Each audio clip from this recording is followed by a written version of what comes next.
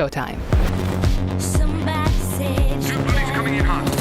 Arcraiders is almost here, and the hype is real. But before you go topside, there are a few big questions everyone's asking. In this video, we're tackling the top 5 questions players have, clearing up confusion and breaking down what's actually new since the last test. Plus, a few things that will help you hit the ground running when you get your hands on the game in a few days. There's also a massive giveaway in this video. You won't want to miss this opportunity. But for now, let's dive into everything you need to know before Arcraiders lands. Does the game have crossplay is the first question. And the good news here, the answer is yes. If you're on PC and your friends are on Xbox or PlayStation or both, you can all play together just fine. Cross progression is there as well, so as long as you use your Embark ID and if you have a PC or a console, you can log in with the same account and pick up your progress on whatever platform you like. You also have the option to opt out of crossplay if you so wish. The second question is about optimization and performance. Given that the game is running Unreal 5, that's usually a red flag for performance concerns on the highest end hardware, let alone older rigs. And again, awesome news here, the game from what we saw in previous tests ran absolutely fine on low-end rigs even.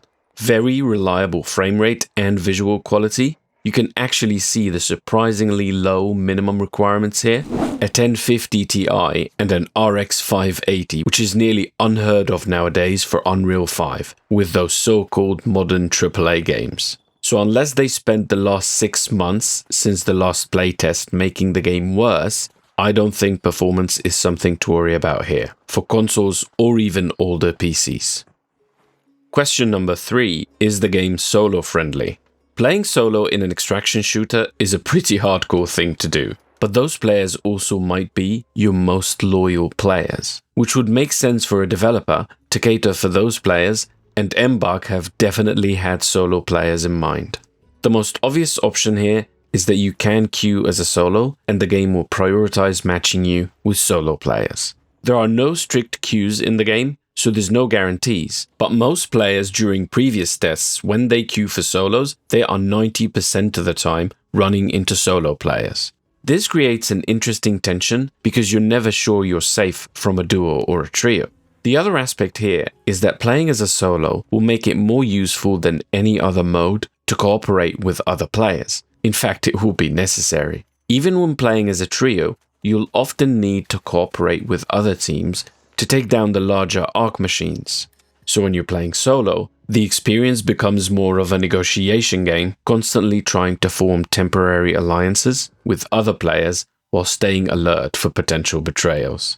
Features like the ability to use the defib to revive your enemies enhances this dynamic, making solo play a uniquely memorable experience. Question number 4, how are they dealing with cheaters? If you have tried any of the popular online shooters like Warzone, Fortnite, Apex, or even CSGO, you will know those games are infested with cheaters. Even though they come in waves, it's an endless arms race between cheat software and anti-cheat protection. The first line of defense against cheats is a price tag on the game. The games I just mentioned are all free, which means there is no barrier to rejoining the game if you get banned for cheating. Even hardware bans can be dodged. Having a price tag is a massive deterrent that will scare off most players from ever cheating, which is far better than combating cheat software. But that's not the only solution. A game like Tarkov, which is not free to play, still has a massive cheating problem. Unfortunately, cheat developers have nothing else to do. That's why cheat software will always exist to an extent. So what are Embark doing for Arcraiders? Well, as they did with the finals, they are using a combination of tools, including a solution from AnyBrain, which is an AI machine learning solution that analyzes player behavior to detect anomalies. So they're not sitting on the safety of the game not being free, they're actually trying cutting-edge tech that will hopefully minimize cheating as much as possible. Will the game have mandatory wipes? Well, this is the biggest question of all, there is no doubt. If you're new to extraction shooters, let me clarify the concept first. Extraction shooters are like battle royales with a focus on loot. Well, kind of. The idea is that it's similar tension to battle royales because dying means game over, but in extraction shooters, you are a loot-oriented scavenger. You have inventory capacity and loot rarity, so you spend a good amount of time finding loot or dropping less valuable things if you find better things. The more greedy you are, the more urgent the need to safely extract feels. This is how extraction shooters build tension, because as you find more and more stuff, whether it's gear or components for crafting or quest items, the moment you run into other players, knowing if you die, you would lose all you gained during the game, your heart rate will go up because the stakes are the highest. And once you win and extract, you are richer, stronger, and better equipped for the next game. This is the overall sense of progression that keeps players coming, because it's a similar element to MMOs or RPGs. The problem with extraction shooters is that they are still PvP games, and they cannot do what MMOs do, like create new dungeons or raids that make your progress obsolete, so you need to progress further in new content to get even stronger. In extraction shooters, there's inevitable inflation of power, which means a new player joining the game will be significantly weaker than a hardcore gamer playing 24/7. This is a big problem for the health of a PvP game. Permanent power imbalance means that most casual players are discouraged because they will always be behind. This is where wipes come in. Seasonal wipes mean the game will delete everyone's progress over and over again every season to level the playing field and give players a new equal starting point, which in all fairness is absolutely needed, but it's also a very stupid, simple, and uncreative solution. You will no doubt find a lot of cope in hardcore extraction shooter circles, with people saying things like wipes are great because they create a refreshing new start for the game, which is quite an amount of copium to sniff in my opinion. You play as much as you can, you do well and progress in a game and accumulate wealth or power, only for the game to delete that for you, and then you go chase it again in the same game modes. I don't know about you, but I don't find that to be refreshing or exciting. Luckily, Arcraiders is trying to avoid this ugly system that's more like a given in extraction shooters. And seemingly, they're going a similar way to Hunt Showdown. Have you guys decided if you're going to do like a wipe system, or has that idea not even been floated yet? So the last thing we said publicly about it is currently we do not intend to do mandatory wipes. Got it. So prestiges then, where you wipe your account and maybe get some cosmetics and you restart from the beginning?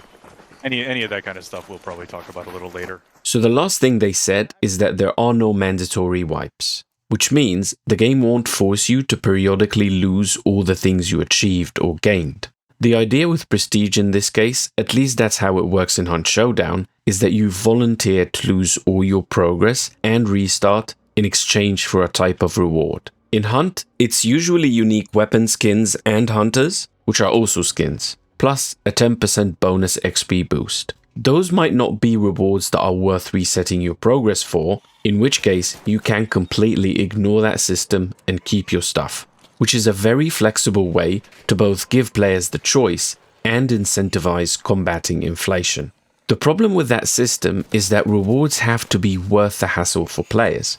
Everyone has a price, so Embark need to come up with good enough rewards that encourage players to make that choice.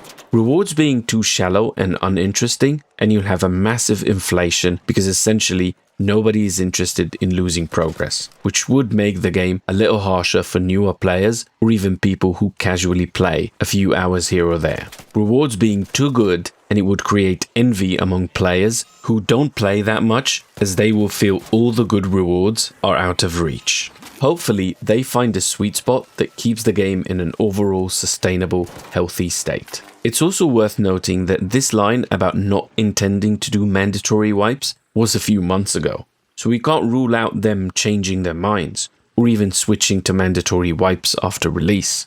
We also need to see how the Battle Pass plays out, and if it will complement or contradict the potential prestige system. I'll be sure to keep you updated once we know more.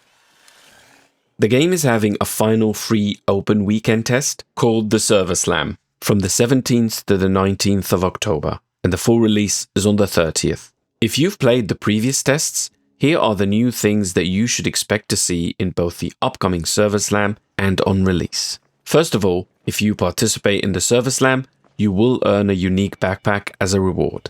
And also, progress during the server slam will not carry to the full release.